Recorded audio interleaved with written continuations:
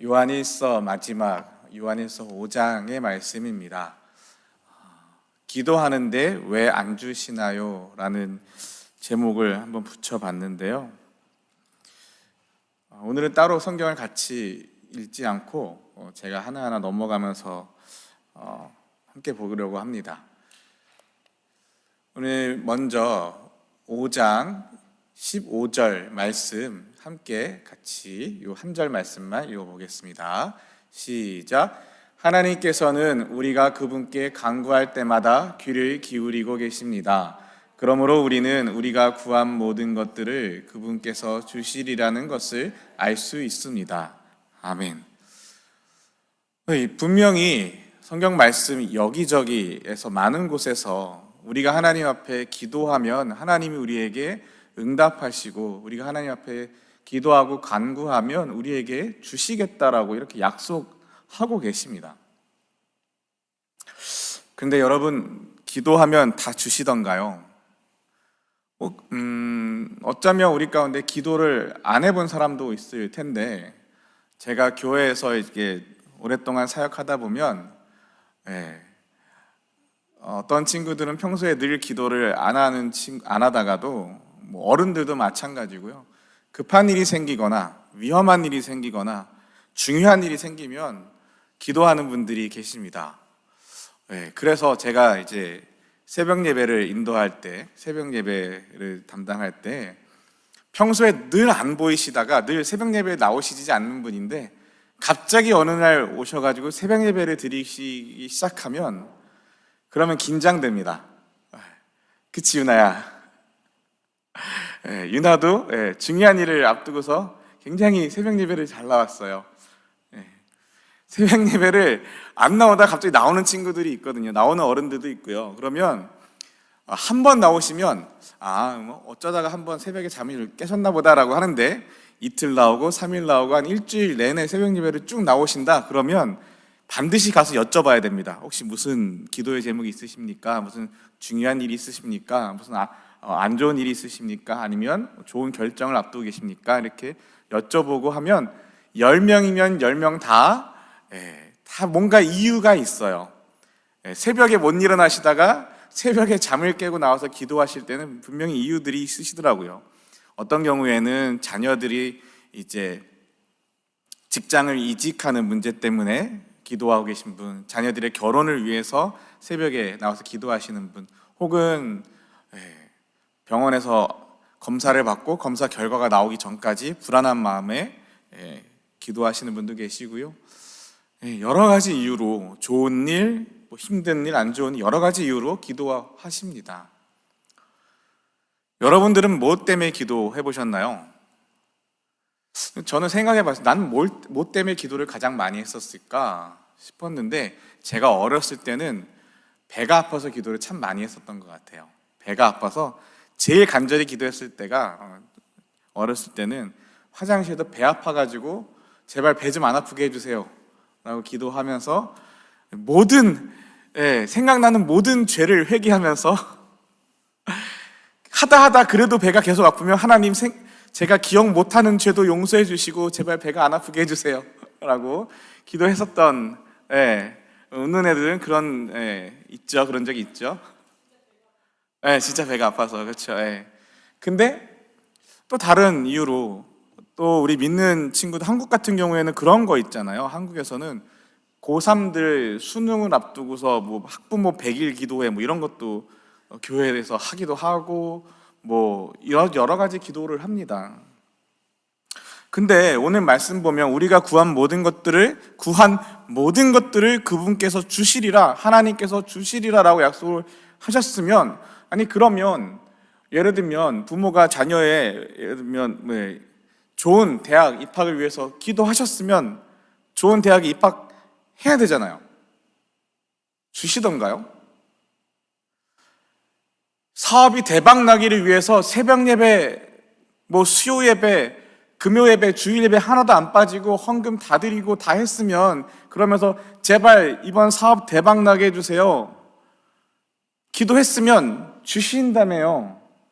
주시던가요? 여러분, 지금 파이널 기간인데 마이너 시험이 끝난 친구도 있고 아직 남은 친구들도 있고 여전히 오늘도 시험 보느라 힘든 친구들도 있는데 오시느라 수고하셨습니다. 정말 기도하면서 하나님, 내가 비록 공부는 많이 못했지만 A 플러스 받게 해주세요. 내가 아는 것만 나오게 해주세요. 기도하면 아는 문제만 나오던가요? 아니, 분명히 이렇게 얘기하셨는데 왜 안 주실까요? 그 앞에 14절에서도 이렇게 이야기해요. 우리는 아무런 의심 없이 하나님께 나아올 수 있습니다. 이것은 우리가 하나님께 무엇인가를 구할 때 하나님께서 우리가 구하는 것에 깊은 관심을 가져주신다는 것을 뜻합니다. 우리가 하나님께 무엇인가를 구하면, 무엇인가를 진심으로 하나님께 원하고 바라고 소망하며 기도한다면 하나님 그것에 관심 가져주시고 귀 기울여 주시고 그리고 그것을 주신다고, 응답하신다고. 교회에서 많이 쓰는 용어로는 기도 응답을 하신다고 분명히 하나님이 약속하고 계시잖아요. 근데 왜 우리는 기도하는 걸 다 받지 못할까요? 어떤 분을 한번 상담했던 적이 있는데 그분이 이런 얘기를 하세요. 자기는 더 이상 기도하지 않는데요. 더 이상 기도하지 않는데요. 교회는 나오시는데 기도하지 않는데요. 왜 기도 안 하시냐고 했더니 기도했는데 안 주신대요.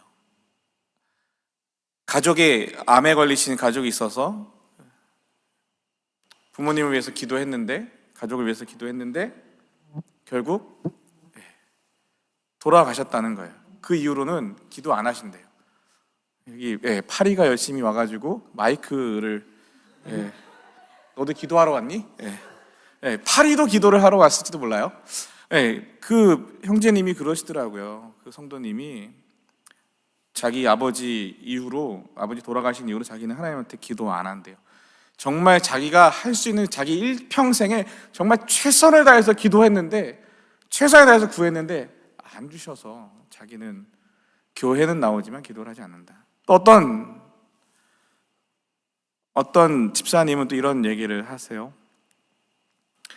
자기 사업이, 남편 사업이 어려운 상황에 처해 있어서 그 남편 사업을 위해서 그렇게 기도를 했는데 결국 파산을 하셨다는 거예요. 그러면서 하나님이 도대체 내 기도는 왜 안 들어주시냐는 거예요. 아니, 들어보면 저 사람 기도도 들어주는 것 같고 저 사람 기도도 들어주는 것 같고 나보다 더 예배 열심히 안 드리고 맨날 예배 시간에 졸고 떠들고 딴짓하는 사람 기도는 다 들어주시는 것 같은데, 심지어 예배 빼먹는 사람도 기도 들어주시는 것 같은데 왜 도대체 내 기도는 안 들어주시냐고 하면서 정말 속상해 하시면서 우시는 집사님도 계셨어요. 얼마 전이 아니죠. 한 1년 전, 2년 전 우리 팬데믹 그 기간 때는 또 어떤 집사님이 가게를 강도를 9번을 받았어요. 9번 중에 4번은 권총 강도. 총기를 들고 강도 짓을 하고, 어떤 날은 아침에 와서 털어가고 똑같은 애들이 저녁에 와서 또 털어가는 거예요.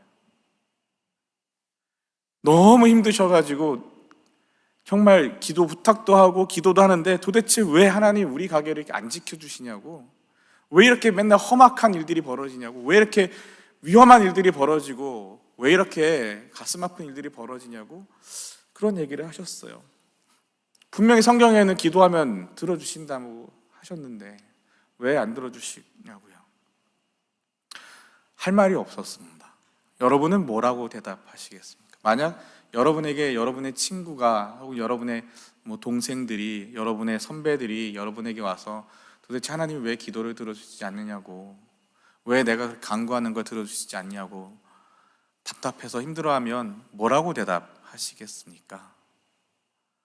왜 기도하는데 안 주실까요? 저도 역시 가슴 아파하고 속상해하고, 그러면서 제가 할 수 있는 말은 없었지만, 할 수 있는 이야기는 없었지만 이런 이야기를 들었습니다. 제가 하나님의 뜻은 모르지만 하나님은 결코 우리를 그냥 버려두시진 않습니다. 제가 해드릴 수 있는 건 없지만 저도 같이 기도하겠습니다. 오늘 말씀을 보는데 말씀을 이제 요한일서를 쭉 오고 있잖아요. 오늘 마지막 요한일서 5장을 마지막 장을 하고 이제 다음 주부터는 이제 마태복음에 있는 예수님의 말씀들, 예수님의 설교들을 하려고 계획하고 준비하고 진행하다가 마지막 말씀을 보면서 참 마음이 힘든 거예요. 마음이 힘들어요. 왜 안 주실까? 분명히 다 주신다고 했는데 그 옛날 일들도 다 생각나면서 제가 상담하고 저랑 이야기하고 같이 울고 같이 기도했던 분들도 생각나면서 왜 하나님 기도하는 것, 어떤 가정은 아이가 안 생겨서요 8년을 기도했어요. 결혼하고 아이가 안 생겨서 8년을 기도하고요 8년을 기도하면서 정말 뭐 의학적으로 할 수 있는 건 다 했는데 안 되는 거예요. 근데 정말 기도하다가 9년째가 되는 그 해에 쌍둥이를 임신하게 된 거예요. 자연적으로. 너무 기뻐하고 다 하나님이 응답하셨다고 하는 뭐 쌍둥이를 주셨다고 한 방에 둘을 주셨다고 너무 감사했는데 아이가 조산으로 태어났는데 둘 다 심장 판막이 반밖에 없는 거예요. 의사가 둘 다 죽는다고, 한 달 이내 둘 다 죽을 거라고. 청천벽력 같은 소식이 들었는데 또 계속 기도했죠. 살려달라고 기도했어요. 근데 한 아이는 하나님 데려가시고 한 아이는 살려두셨어요.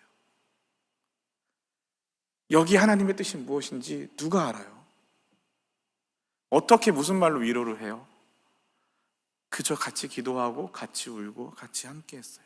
그래서 저는 목사임에도 불구하고 기도하는 대로 우리가 구한 모든 것을 그분께서 주시리라 하신 이 말씀이 너무 아픈 사람들, 힘든 사람들이 많아서 또한 저도 그런 일들도 있었기 때문에 참 쉽지 않아요. 그런데 이 말씀 사이에 한 구절이 더 들어가 있어요.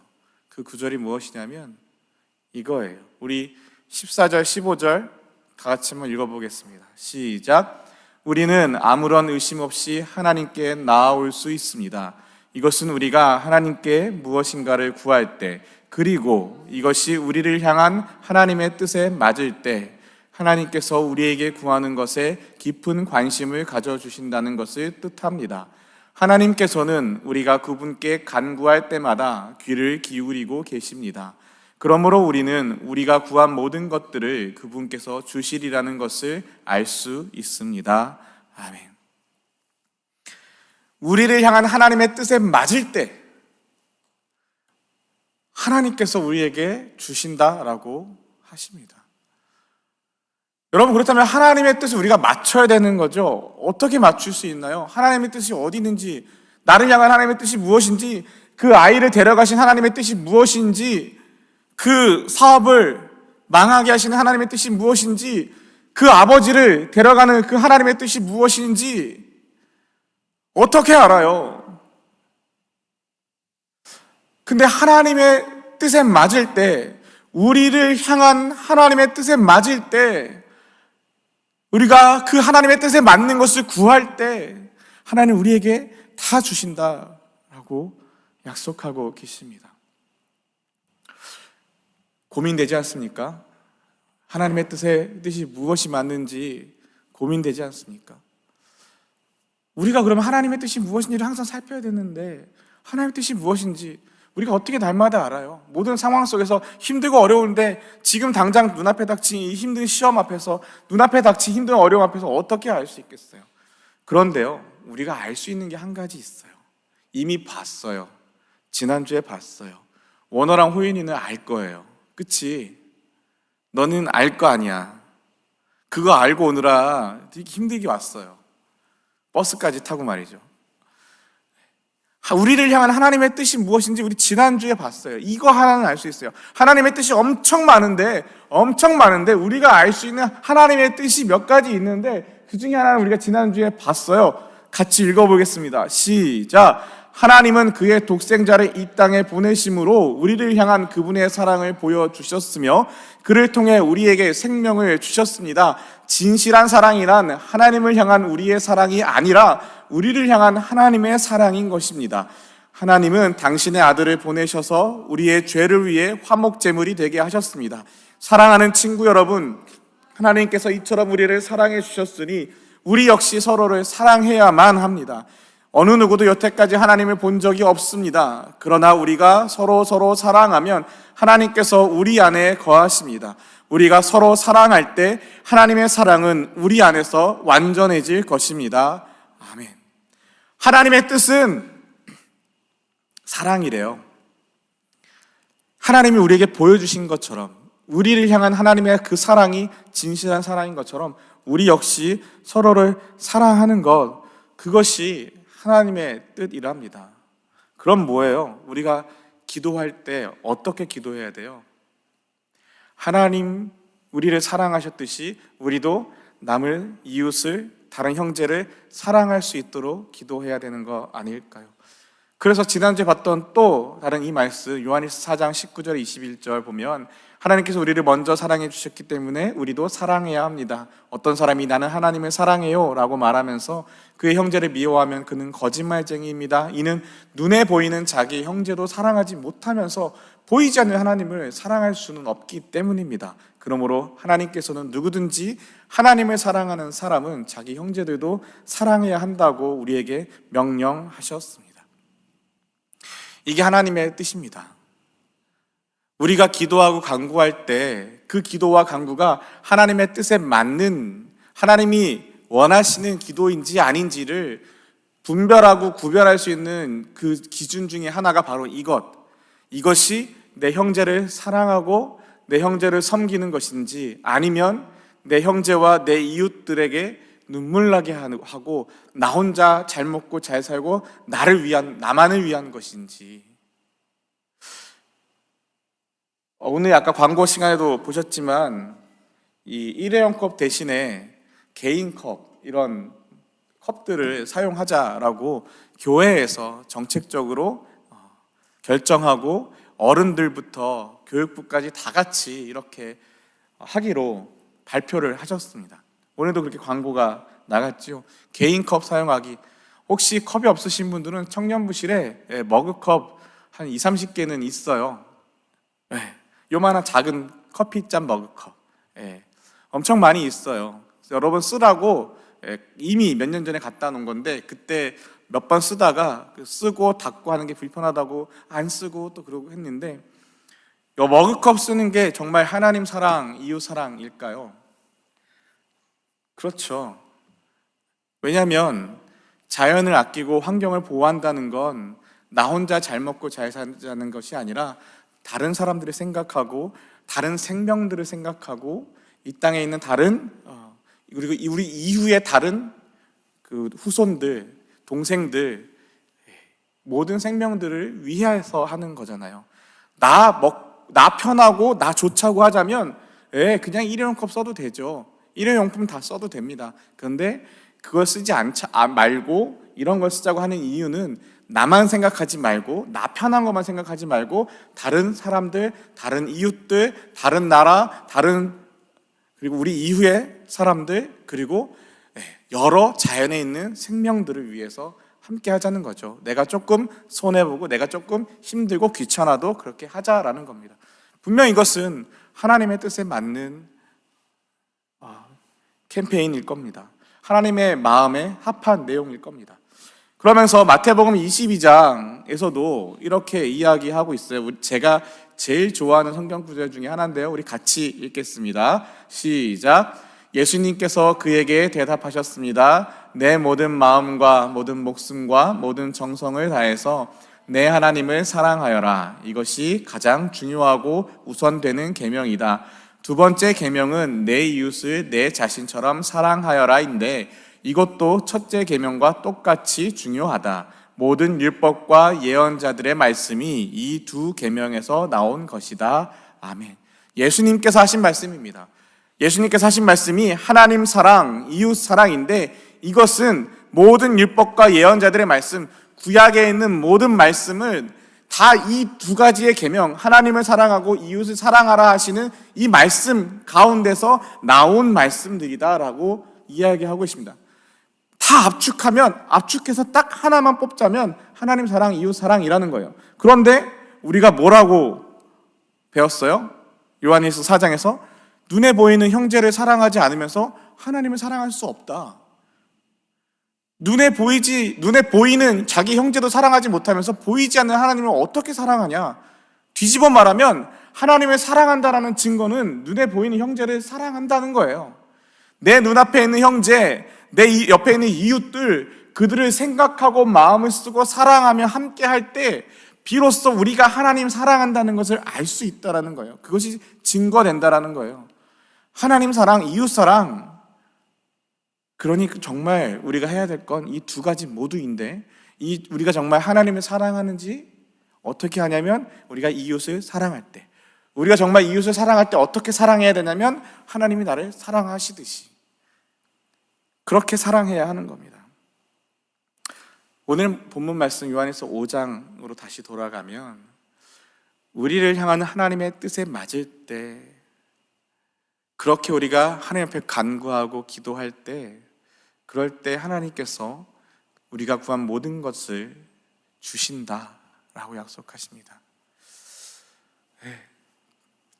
지난 마지막 5월 마지막 날, 마지막 목요 모임을 하면서, 마지막 5월 30일 날 마지막 목요 모임을 하면서 우리 이제 한국으로 떠나는 친구들에게 제가 이 말을 하고 싶다고, 이 말을 하나 해주고 싶다고 했던 게 바로 아까 했던 하나님을 사랑하고 이웃을 사랑하는 것. 이 세상 살아가며 공부하는 것도 왜 공부하는지, 직장 다니는 것도 왜 일을 하는지, 돈을 버는 것도 왜 돈을 버는지, 제가 이번 주에 참 많은 생각을 했어요. 이번 한 주 동안 제가 700마일을 뛰었습니다. 700마일을 운전하면서 700마일을 킬로미터로 따져보니 환산해 보니까 1120km, 1000km 이상을 운전을 하면서 음식을 배달하면서 돈을 벌어봤습니다. 우버이트를 하면서 700마일 정도 뛰었는데, 하면서 그런 생각이 들더라고요. 나는 이걸 왜 하고 있지? 나는 왜 이 돈을 벌려고 하고 있지? 나는 왜 이 시간에 들여서 배달을 하고 있지? 하면서 왜 하고 있는지에 대해서 다시 생각하고 또 생각하고, 중요한 걸 놓치지 않기 위해서 계속 생각했습니다. 안 그러면 순간 돈에 정신이 팔려서 이 시간에 나가면 돈을 더 많이 벌고 지금 배달하면 돈을 더 많이 받을 수 있고 계속 돈 하면서 돈으로 제가 넘어질 수 있겠더라고요. 그래서 내가 이걸 왜 하고 있는가, 무엇을 위해서 하고 있는가, 어떻게 살기를 원하는가, 하나님이 지금 나에게 원하시는 것은 무엇일까를 계속 고민하면서 운전을 했습니다. 우리를 향한 하나님의 뜻, 우리가 다 알 수 없어도 왜 그런 아픈 일들이 벌어지는지, 왜 이 세상에는, 우리 오늘 성경기도 했죠. 그 난민촌에, 그 아프가니스탄의 그 전쟁에서 도망쳐 나온 그 난민들이 있는 난민촌, 그 난민촌 안에 있는 그 어린 아이들에게 왜 전염병이 돌고 그 전염병으로 그 아이들이 목숨을 잃고 왜 하루아침에 그 슬픈 일들이 벌어지는지, 왜 여전히 전쟁의 소식이 끊이지 않는지, 왜 여전히 우리 주변에 아픈 일들이 끊어지지 않는지, 그 하나님의 뜻을 다 알 수 없을지라도 우리가 그걸 모르기 때문에 오케이, 모르겠어, 기도 안 할 거야. 난 하나님 뜻 모르겠으니까 기도 안 할래. 기도하면 뭐해? 어차피 안 주실 텐데 난 하나님의 뜻을 몰라.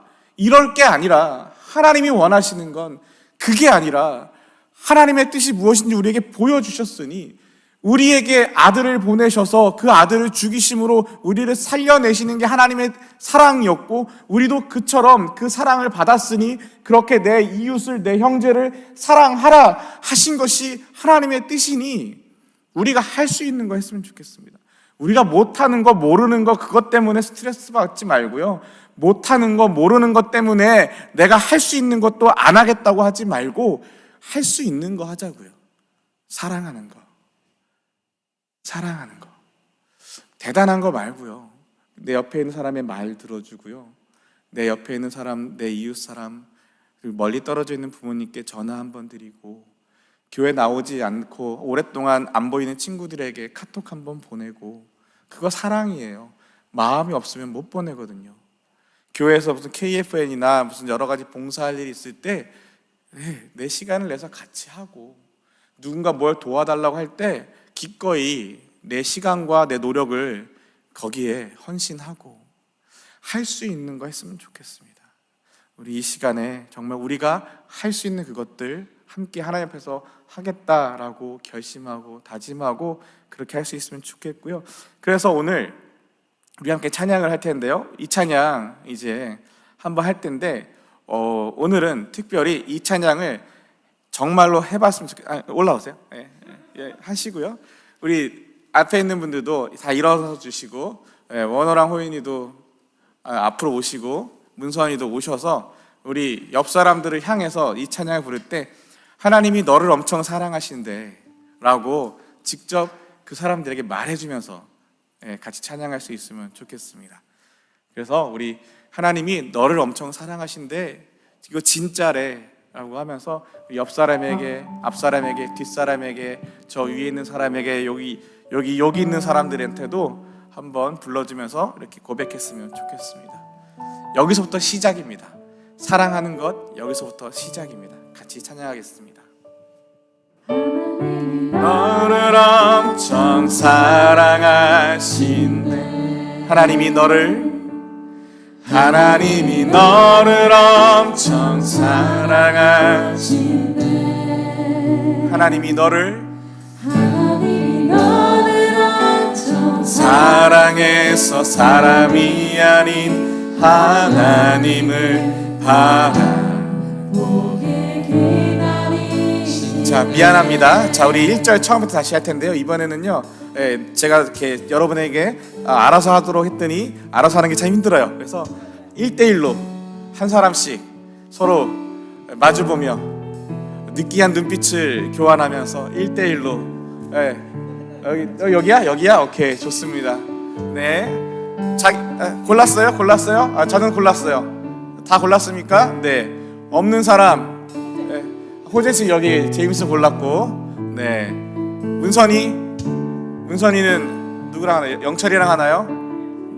눈빛을 잘 교환하면서 자, 오세요. 가까이 오세요. 자, 다시 한번 1절부터 시작하겠습니다. 시작. 하나님이 너를 엄청 사랑하신대. 하나님이 너를 엄청 사랑하신대. 하나님이 너를 엄청 사랑해 사람이 아닌 하나님을 바라보길 기다리신. 한 번 더 합시다. 하나님이 너를 엄청 사랑하신대.